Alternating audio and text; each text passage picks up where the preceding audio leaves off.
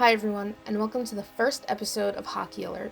Today we will be discussing the NHL suspension of games due to the coronavirus pandemic and return to play structure of the 2020 playoffs. Breaking news continuing here on CBS Sports HQ. The NBA was the first domino to fall. The NHL likely will not be the last, with the NHL just announcing that they are pausing the season due to the coronavirus. Sabres whipping it around. Here it is. Right goal. Good call. Trying to get through. The shot. He scores. Steps wide in front redirection. And a rebound. Score. Then McDavid cuts to the front of the net. And he scores. On March 12th, Gary Bettman, the commissioner of the National Hockey League, announced an official pause on the 2019-2020 season. The NHL Player Association also agreed with the suspension of games, practices, and team meetings. There were still 189 games left, with the playoffs scheduled to start on April 6th and millions of devastated fans. Gary Bettman stated, "Our goal is to resume play as soon as it is appropriate and prudent so that we will be able to complete the season and award the Stanley Cup. Until then, we thank NHL fans for your patience and hope you stay healthy." What did this mean for the future of the NHL? I think that they're hoping to come back as soon as possible. That sort of is the language in the release. On May 16th, Gary Bettman released a return to play plan. I am delighted to announce the National Hockey League's plans for our resumption of play. When the NHL decided it was safe to resume play, the top 12 teams in each conference, 24 in total, based off play percentage from March 12th, would be in the 2020 playoffs competing for the Stanley Cup. Along with the usual 4 playoff rounds, they would be adding a beginning qualifying round. Games would be held in 2 hub cities. Later we found out the Western Conference would play in Edmonton, Alberta, and the Eastern Conference would be in Toronto, Ontario, both located in Canada with secure arenas and hotels for players and staff. As of July 6th, the NHL playoffs would begin on August 1st.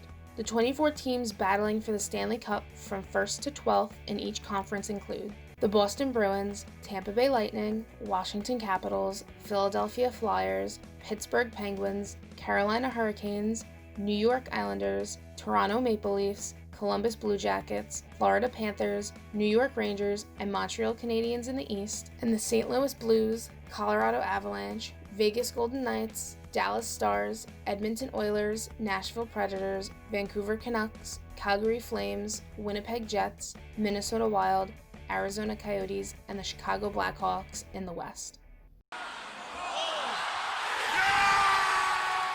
And now it's time for Interview with a Fan. How long have you been a hockey fan for? I've been a hockey fan probably since the mid-80s, so I was about 12 years old. My uncle used to take me to some of the games, so that's what first got me into it. When the NHL announced the shutdown, how did you react? I wasn't surprised, only because there were talks about the basketball season also being shut down, so I figured they would probably go both hand in hand. I was disappointed, of course, because getting towards the end of the season, which all the teams making the playoff run, so that's the most exciting part of the season. And then not knowing when they would resume, kind of not stressful, but not knowing was probably the worst part. How do you feel about the new structure of the playoffs for this season? I thought it was interesting. The idea of having all the teams in a bubble was a little weird, but I liked how they added some extra teams. I understand because of the abrupt ending of the season, some teams that were on the fringe of making the playoffs, depending on the format that they used, some teams were in, some teams were out, or vice versa. So it included some of the teams that may have not made it. It also made it a little more exciting with the first round being shorter. Luckily, my team advanced. It kept me interested in the playoffs longer. And I also like the fact that there were multiple games televised on the same day. So it brought for a lot of excitement and hockey all in one day. Whether your team won this tonight or not, if you love this sport, you think, how thrilling to get to this moment. Join us next time on Hockey Alert when we discuss the playoffs and who left with the Stanley Cup.